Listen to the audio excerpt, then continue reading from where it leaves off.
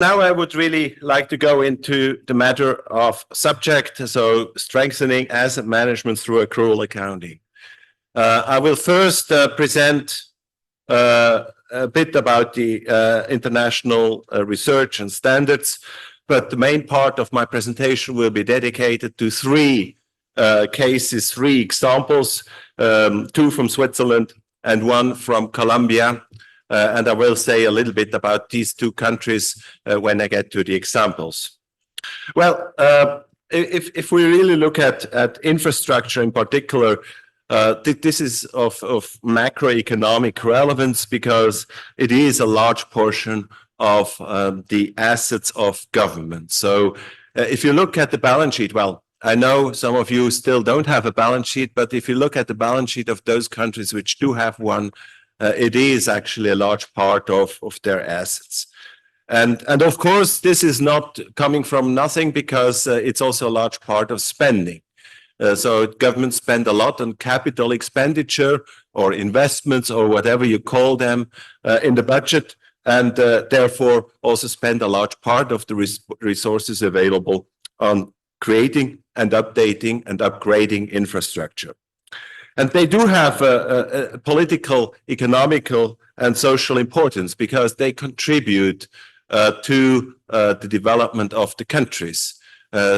It's quite obvious that a country which has a good infrastructure has some significant advantages in economic development, and not only for the government, but also for the private sector, and therefore also for the entire population.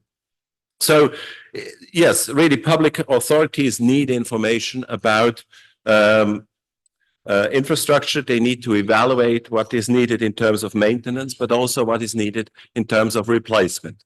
And I already make that distinction, and it will follow through the cases because it's very important. So we have to distinguish maintenance. So if there is a small hole in the road, that's maintenance if you fill that hole. But if you really replace maybe one layer of the road, or if you replace the lighting in the tunnel, that's replacement. And that is important for accounting because it's treated differently. Now, we all know traditionally it was under IPSAS 17, and probably all of you have already heard that IPSAS 17 had been replaced last year by IPSAS 45. And actually IPSAS 45 has a very short implementation period. It becomes effective on 1st of January 2025. So we are only about 9 months away from the effective date of this new standard. So I will also touch on what has changed in terms of IPSAS 45 in comparison to IPSAS 17. So IPSAS 17 was well recognized internationally, but was criticized very early on. And we heard from Des yesterday that in 2013 there was a study by the European Union to implement IPSAS, and they came to the conclusion that IPSAS had several shortcomings, and one of them was that it was not actually fit for the purpose of infrastructure accounting. That was taken up then, and I have to move a bit because my screen just went off here. Yes, infrastructure was identified as a problematic area, and subsequently, IPSAS board was traveling a long road. I have to say it was not the most urgent project, but was working on improving that part in the standard. So it issued in 2021 ED 78, which is the basis for IPSAS 45. So what has changed in terms of standard between IPSAS 17 and IPSAS 45? Well, the first one, and I'm not going to discuss that in detail because it's probably, well, of great cultural relevancy, but less of macroeconomic relevancy. Heritage assets now must be recognized if they can be measured or evaluated reliably. So that's the same criteria like for any other asset. So heritage assets are no longer treated differently, but they are now treated the exactly same way. Thank you so much, like any other asset. In terms of infrastructure, there was additional guidance added on recognition and net measurement. It was not a change, or it is not a change of the requirements, but it was added to make it a bit easier to apply IPSAS 45 to infrastructure. And then it is also an additional requirement to measure property, plant, and equipment acquired in a non-consideration transaction. So, for instance, a donation at fair value. Now, in terms of subsequent measurement, historic cost, that's in green, that's maintained. And I understand that most countries in the room, and also all the 2 countries which I'm presenting in my example, are using historic costs. So that doesn't change anything for those countries using historic costs. However, there is an option using current values instead of revaluation of the revaluation method. And that can be now the current operational value if the asset is held for operational purposes, for operational capacity, for instance, a school, a ministry building, or if it is held for financial capacity, it should be measured at fair value. Financial capacity means for renting it out or for even selling it. Now, really focusing on infrastructure assets, we have a look at that additional guidance which is provided. So firstly, they talk about what are the characteristics. We're talking about systems, assets with long useful life. I mean, if you think about some parts of the roads, the lower parts of the roads, that might be, well, 100 years or something. So we're really talking about long useful life. Then, of course, we talk about control, and IPSAS now clarifies that legal ownership is only one of many indicators. So it really does not only belong on legal ownership, because it might be that legal ownership is different. Maybe the land is owned by a municipality, but the road is owned by the national government, or the other way around. So you might have differences here. I will talk about components or parts in the next slide, but that's also clarified. It's also clarified that land should be accounted for separately. So you have to separate the road from the land, for instance, and its value depends on the current use. So if the road is over agricultural land or industrial zones, they have different values. And then the capitalization threshold, we heard from our friend in Lithuania that they have a 500 euro threshold. This is certainly a good practice, but what is more critical is that you have to consider the cumulative effects, because if you own, and that's not really about infrastructure that much, but really rather about vehicles, for instance. I mean, if you own 1,000 cars, they might be very material just because of the number of cars. And finally, under maintenance, so if you do maintain your road very poorly, if it is in a poor condition, where there was also always a confusion if you have to account for a liability, and IPSAS clarified that's not the case. So you do not account for a liability, but the asset may be impaired if the road is in a very bad condition.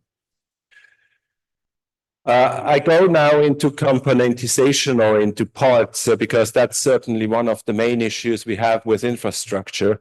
And here we need to remember what is the main reason for components, accounting-wise. The main reasons is really that they have different lifespans. They have different useful life.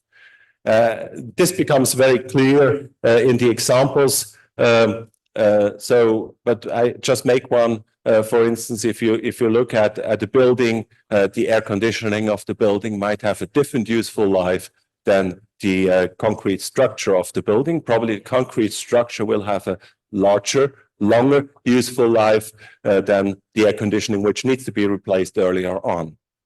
And we have the same with roads, as you will see in the next example.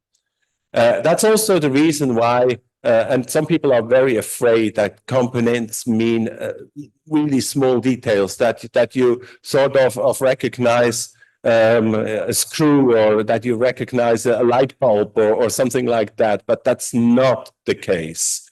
So we're really talking about larger parts, and I will also make example showing this.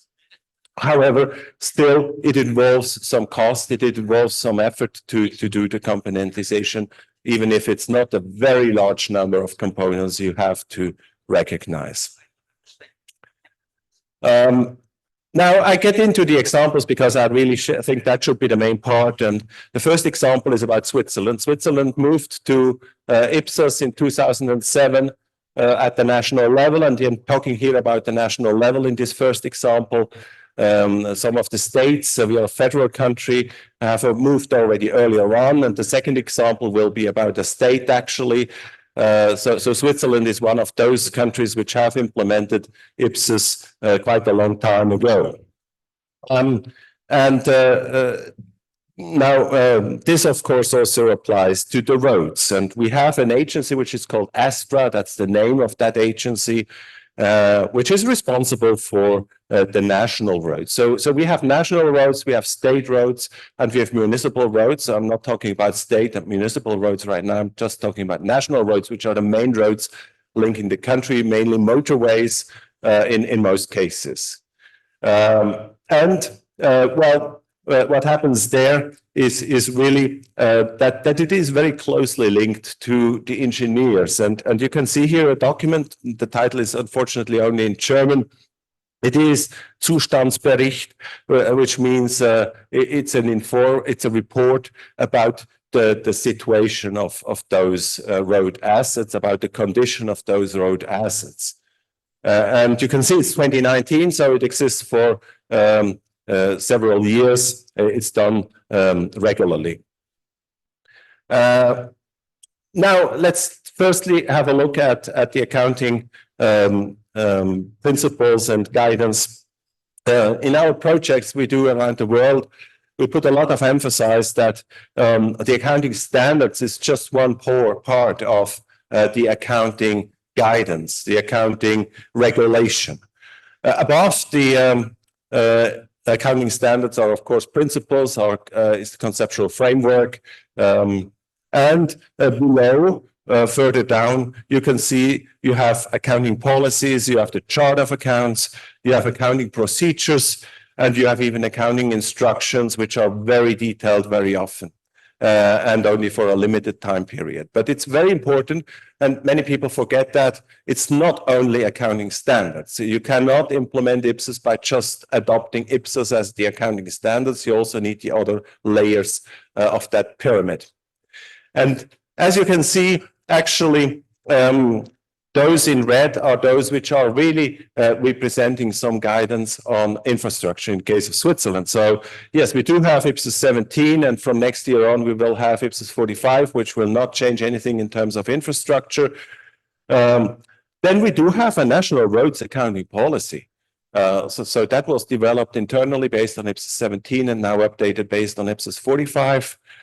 Then, of course, we do have a chart of account, which allows us to recognize roads in this case, and also tunnels and other parts of infrastructure.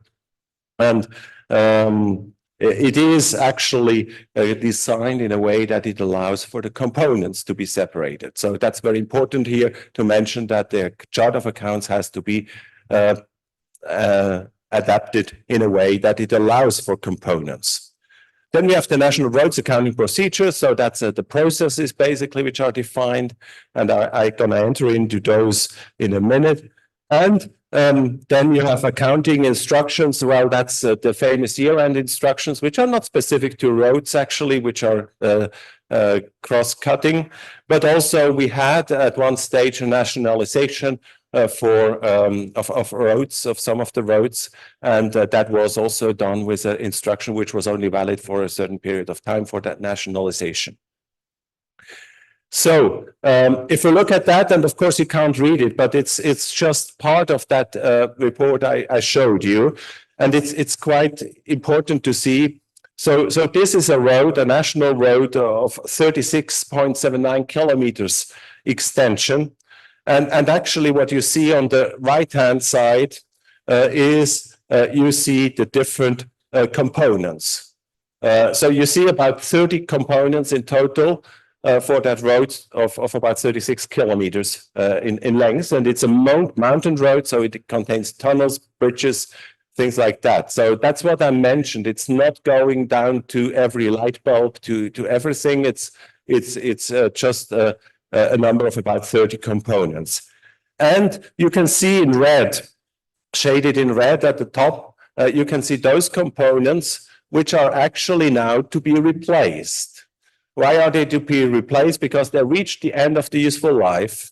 And that's actually those which go into the budget. And I've been asked yesterday how this relates to the budget. Well, that's the red ones which go into the budget because they need capital expenditure, they need replacement. In this case, for instance, you can't read it, but the first one is some security equipment for the tunnels. The second one is the surface of the road, the highest layer of the road, which also needs to be replaced. So they clearly work on that and identify the work needed. And who is they? Well, that's the engineers. That's not the accountants. The accountants use that for accounting purposes, but it's designed by engineers, actually, who tell, well, that security equipment in the tunnel is no longer fit for purpose, or they say, well, the surface layer of the road needs to be replaced in this year. And that is reflected then in the accounting. So this is really how in Switzerland, ASTRA, this agency, works with those components. So it's really that the engineers work with them and the accountants account for them. That's the rationale of those components. Yes, and here you see a couple of pictures more. So yes, there are some details which are components, layers of the road, for instance. Why? Well, because they have different useful lives. The top layer has a useful life of about 10 years, but the lower layers, the gravel basically, has a useful life of about 70 years. So of course you have to distinguish them in the accounting and also in the maintenance and the replacement, because if you replace the top layer, you don't have to replace the lower layers at once. But of course, as I already mentioned, it's not each lane, not each light bulb, not each pole. That would be far too detailed if you go into these levels of details. But yes, of course, you have to account for them, but globally. So for instance, the markings is one component, but it's not every painting is one component. It's just one for the 36 kilometers basically. Let's move on to the second example. Now, some of you may say, well, that's all nice for infrastructure, and I will leave infrastructure for a moment, but we also have a lot of other smaller fixed assets, and they are not really economically that important. I agree with you. But why do they have to be accounted for as well? Well, because of theft and corruption prevention. And I'm not going to talk about an example from one of the countries in the room, but I'm going to talk about Switzerland. Unfortunately, we do also have theft and corruption occasionally. It's not widespread, but we do have. And the example is actually a piano. So you can see here the piano on the right-hand side, excuse me. And actually a director of the pedagogical university in the state of Zurich at the state level, well, he purchased the Steinway piano, which is the most prestigious and most costly piano probably you can get, but he had it delivered to his own residency. So the university paid for it, but he took it home basically, well, that went well until the year end, because at the year end, they were required to make a call on all the registered assets and verify whether they are still there, whether they have any impairment, whether they have any damage. And they were looking for the piano, and they found out, well, the piano is no longer there. And so they started to investigate and found out, yes, the piano had been delivered to the private residency of that director. And even further assets had been delivered to his residency. So, well, on that basis, obviously, he went to court and he was actually sentenced for theft of those assets. And it was only detected because they were accounted for, because otherwise nobody would have found out that actually he had taken the piano and other assets to his home. My final example is about Colombia. We do a lot of work in Latin America, and Colombia is one of the most advanced countries in terms of IPSAS adoption. They adopted accrual accounting in 2005 and full IPSAS in 2018. So from 2021 on, actually, they even had a clean audit opinion. So they did not have any qualifications in their audit opinion from 2021 on. And so they are one of those countries which is in dark blue on the map we have seen yesterday by various presenters, because they have fully adopted IPSAS at all three levels of government. This is a project we have done, we were contracted directly, so we have not done it through the World Bank. We did a lot of work through the World Bank, but we have done it directly for the Servicio Geológico Colombiano, which is the geological service of Colombia. That's a national agency in Colombia, like in most countries. And what they do is they do make various products, but in particular geological maps. A geological map is a three-dimensional map, because you basically find out what are the layers below your feet. So you find out whether there is rock, whether there is gravel, whether there's sediments, whether there's oil possibly, or any other minerals. And of course, they do this nationwide in Colombia. And actually, they have a lot of those products already, so it's a large value. Now, IPSAS 31 on intangible asset, unfortunately, says that if it is internally generated, you can usually not recognize the asset.